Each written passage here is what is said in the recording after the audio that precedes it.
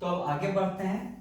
Basic introduction two capacitors हो गया, एकदम जनरल डिस्कशन हुआ है कैपेसिटर पे, और कैपेसिटेंस किसको कहते हैं। चलिए, समझने के लिए तो सारी बातें ठीक है, लेकिन जो हमारे सिलेबस में है कुछ स्टैंडर्ड शेप का कैपेसिटर्स पढ़ना है। उनमें से एक है पैरेलल प्लेट कैपेसिटर। ठीक है, पैरेलल प्लेट कैपेसिटर। तो ध्यान से सुनिएगा, ये रहा प्लेट,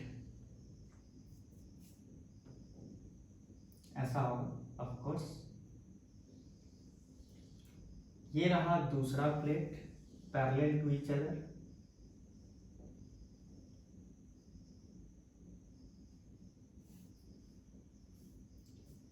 ठीक है, इस तरह से।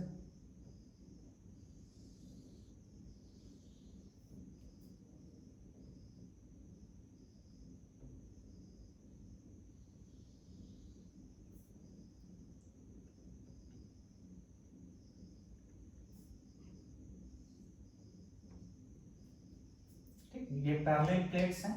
दोनों के बीच का जो सेपरेशन होगा, ये एक 3D व्यू है, दोनों के बीच का जो सेपरेशन D है वो बहुत छोटा होगा। ठीक है, as compare to the magnitude of area of the plate.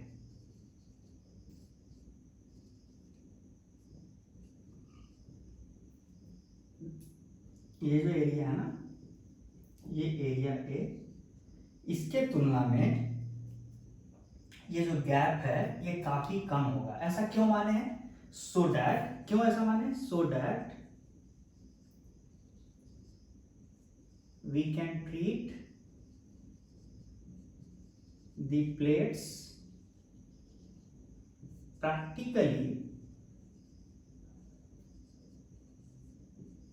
to be of infinite size for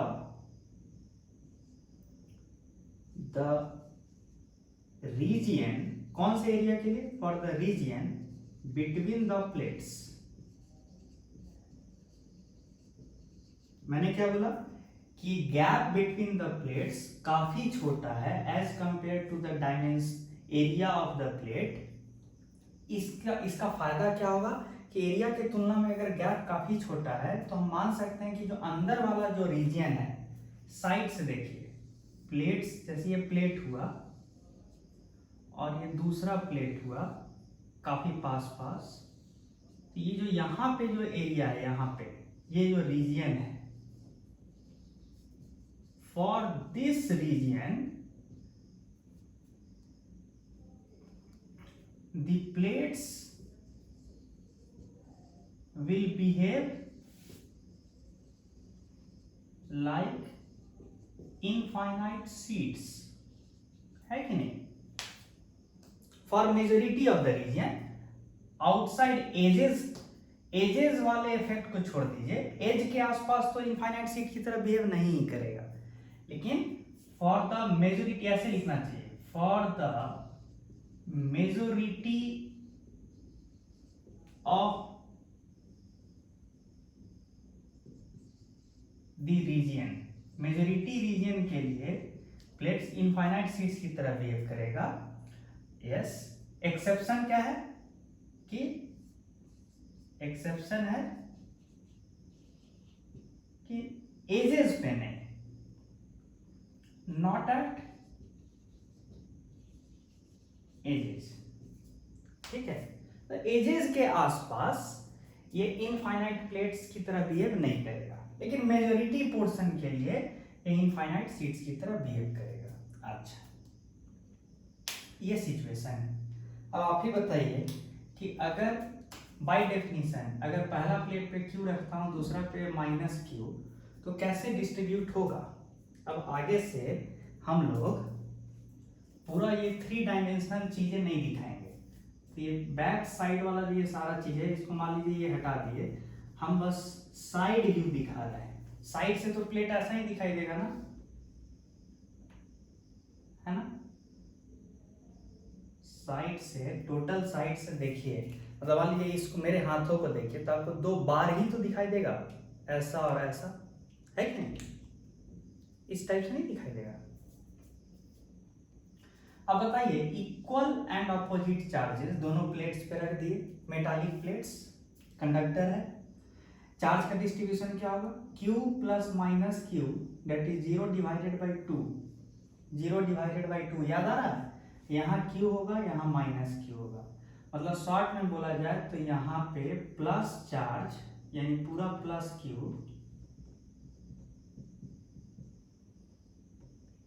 और यहाँ पे माइनस, ठीक है।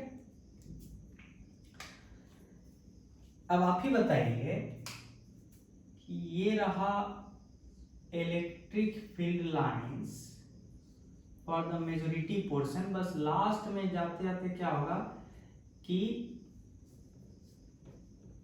लास्ट में आते थे क्या होगा, यहाँ एज पे जब पहुंचेगा, एज पे तो थोड़ा सा इलेक्ट्रिक फील्ड लाइंस इस तरह से कुछ शेप लेना शुरू होगा, है ना,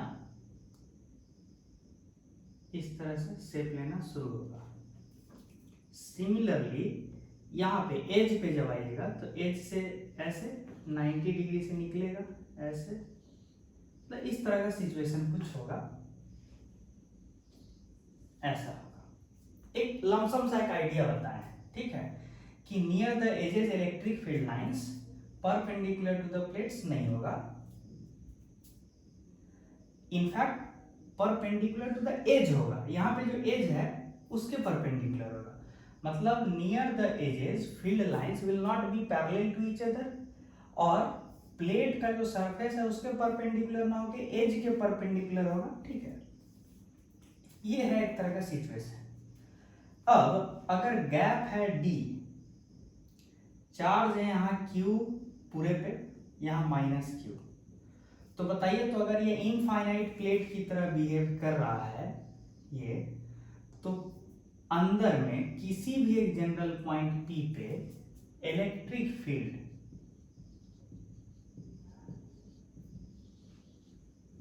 at P due to plate 1 क्या होगा? याद कीजिए, तो इनफाइनाइट शीट ऑफ चार्ज, एक इनफाइनाइट शीट ऑफ चार्ज होता है जिसपे sigma coulomb per metre square charge distributed होता है, तो इसकी वजह से कहीं पे भी इलेक्ट्रिक फील्ड जो होता है वो कैसा होता है, इस तरह से होता है, इस तरह से, और कितना मैग्नीट्यूड का होता है, सिग्मा बाई 2 एप्सिलॉन नॉट। तो इस पहले प्लेट की वजह से पॉइंट P पे जो फील्ड है, पॉइंट P पे इस प्लस प्लस चार्ज की वजह से किधर होगा, इधर होगा। अच्छा, कितना? सिग्मा, कहाँ का सिग्मा? पहले प्लेट का सिग्मा, ठीक है। कितना है पहले प्लेट का सिग्मा? तो Q चार्ज है डिवाइडेड बाय कितना एरिया लिए थे, A, तो ये सिग्मा हो गया, sigma divided by 2 epsilon not, किस डायरेक्शन में? टुवर्ड्स राइट, ठीक है। अच्छा, फिर अब दूसरे प्लेट की वजह से यहाँ पे फील्ड लिखेंगे तो किधर होगा? यहाँ तो माइनस चार्ज है ना, तो माइनस चार्ज की वजह से यहाँ पे फील्ड तो इधर ही ना होगा, कितना होगा? वैसे इनफाइनाइट शीट की तरह, तो ऐड कर देंगे ना, क्योंकि इसकी वजह से भी फील्ड उधर ही है और इसकी वजह से भी फील्ड उधर ही है, तो ऐड करेंगे, कितना होगा field? Q by A by 2 epsilon naught, यानी शॉर्ट में Q by A epsilon naught, यानी सिग्मा बाई एप्सिलॉन नॉट। तो नेट इलेक्ट्रिक फील्ड, अब यहां लिख दें, net electric field at P due to plate 1 and plate 2, ये आया सिग्मा बाई एप्सिलॉन नॉट। अब मेरा अगला कहानी क्या है? शॉर्ट में हम बोल सकते हैं कि मेजॉरिटी रीजन के लिए electric field between the plates ये है। अच्छा, मेरा अल्टीमेट ड्यूटी क्या है?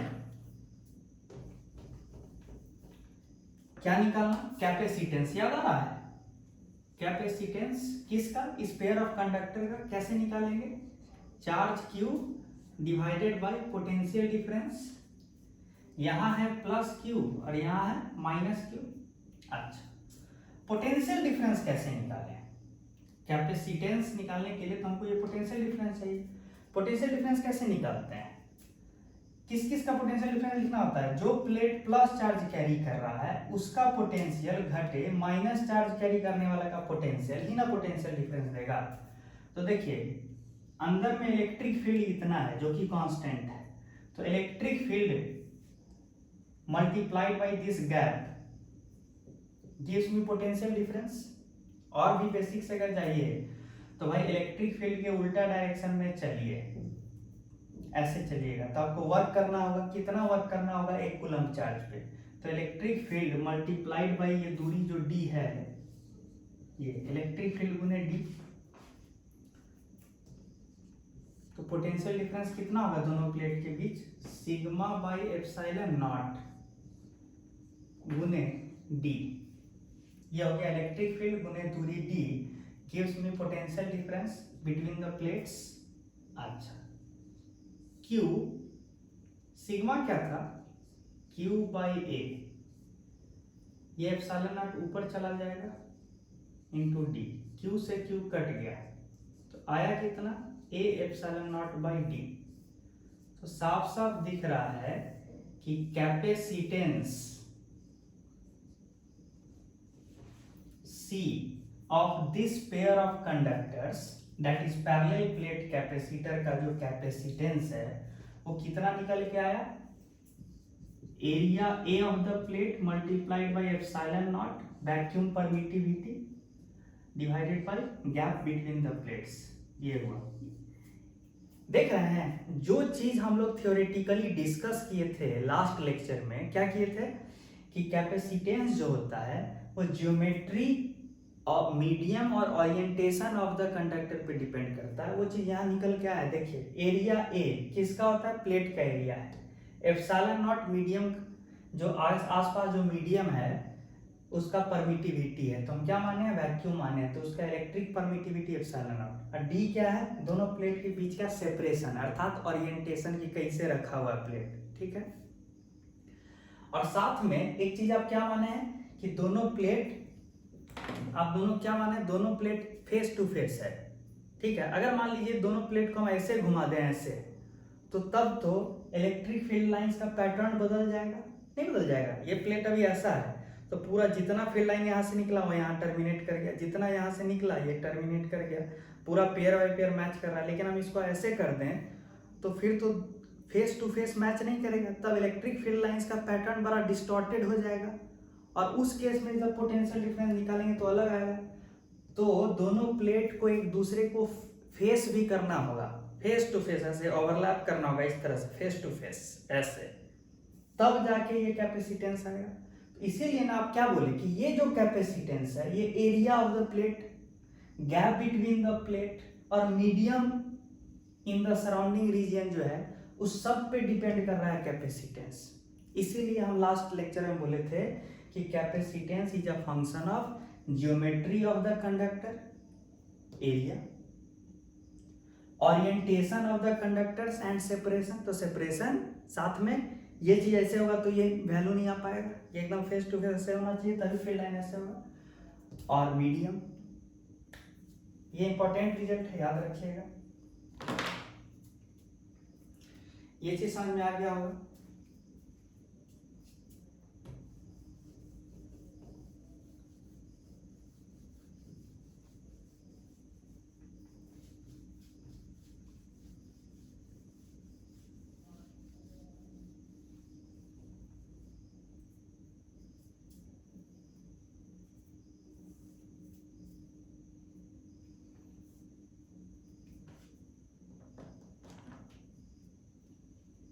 ठीक है।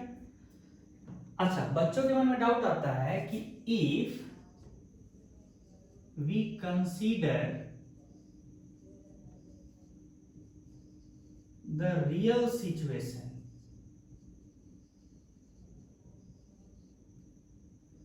दैट इज रियल सिचुएशन मतलब एज इफेक्ट, एज पे जो थोड़ा डिस्टॉर्शन हुआ है, ये वाला सिचुएशन तो हम माने ही नहीं अभी तक कैलकुलेशन में। हम तो माने कि ऊपर से लेके नीचे तक इलेक्ट्रिक फील्ड लाइन एकदम ऐसा है, तब जाके नहीं ये कैपेसिटेंस आया है। अब क्वेश्चन है कि if we consider the real situation, that is if we take the edge effect, जो एज पे जो हो रहा है, the edge effect into consideration,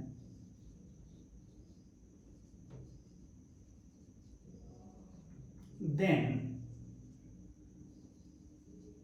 what will be the effect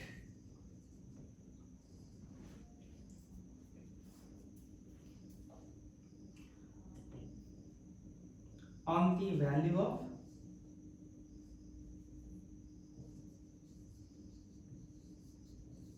capacitance? ये अगला सवाल है कि नहीं? ये नेचुरल है ना, आपके मन में ये सवाल तो उठेगा ही। देखिए कॉमन सेंस है, अगर आप finite size of the plate को अकाउंट में लीजिएगा, यानी तभी ना एज इफेक्ट को अकाउंट में लीजिएगा, तब क्या होगा सो देखिए।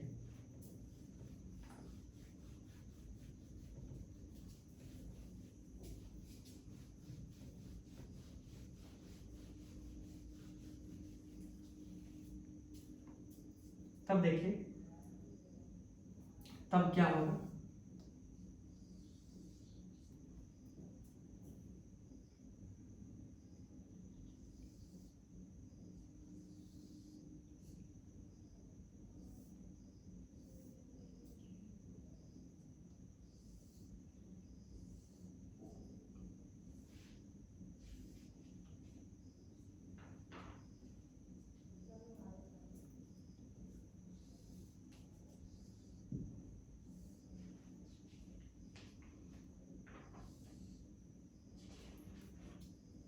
ध्यान दीजिएगा,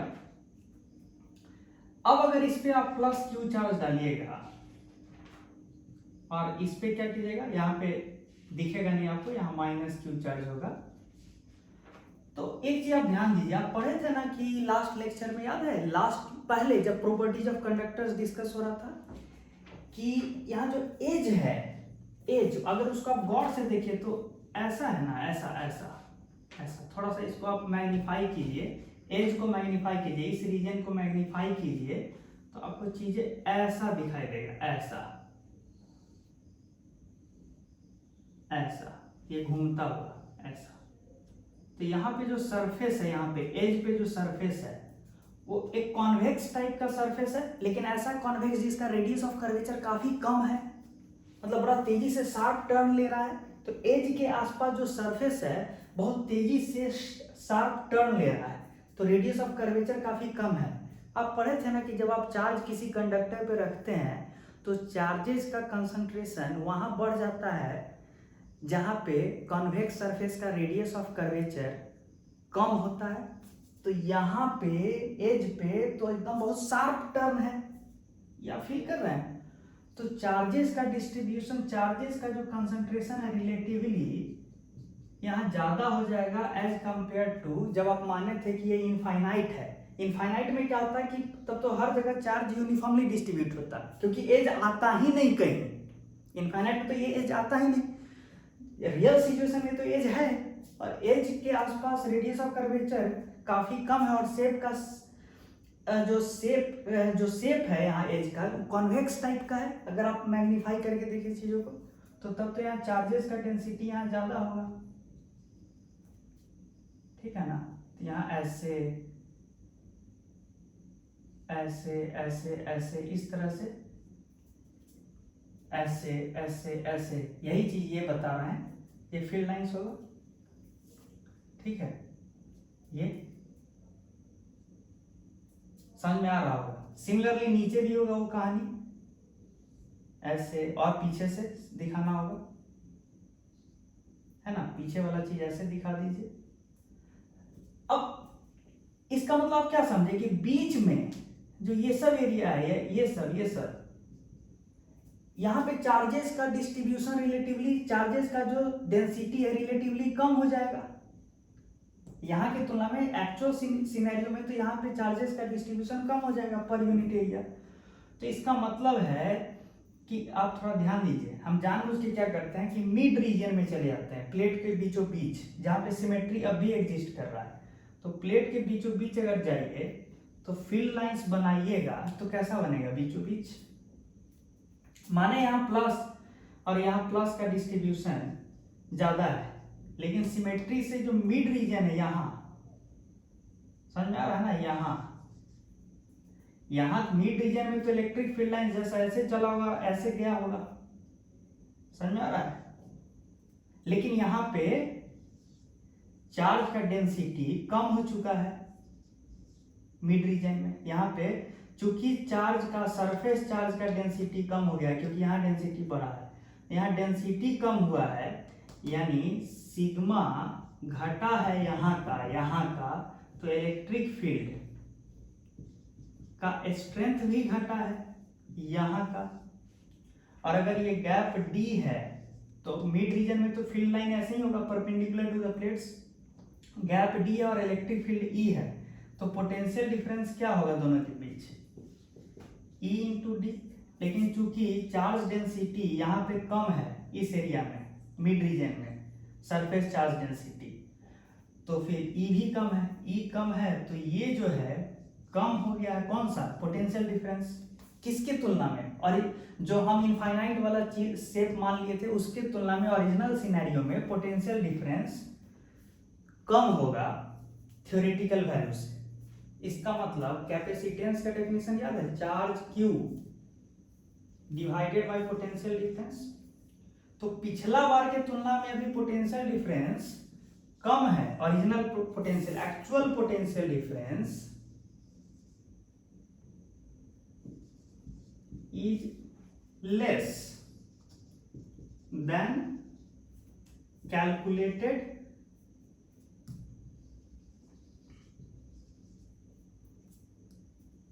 पोटेंशियल डिफरेंस। कैलकुलेटेड मतलब जब इनफाइनाइट शीट मान लिए थे दोनों को, उसके तुलना में जो एक्चुअल है तो कम होगा, क्यों होगा ये सब दिखा दिया आपको।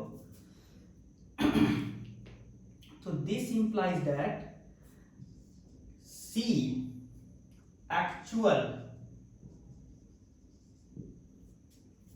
जो होगा, अब देखिए ना, एक्चुअल पोटेंशियल डिफरेंस कम है तो ये कम होने से पूरा क्वांटिटी बढ़ न जाएगा, ये एक्चुअल में कम है कैलकुलेटेड से, तो ई कम है, डिनोमिनेटर कम है, तो एक्चुअल वैल्यू ऑफ सी तो ज्यादा होगा, तो C actual will be greater than C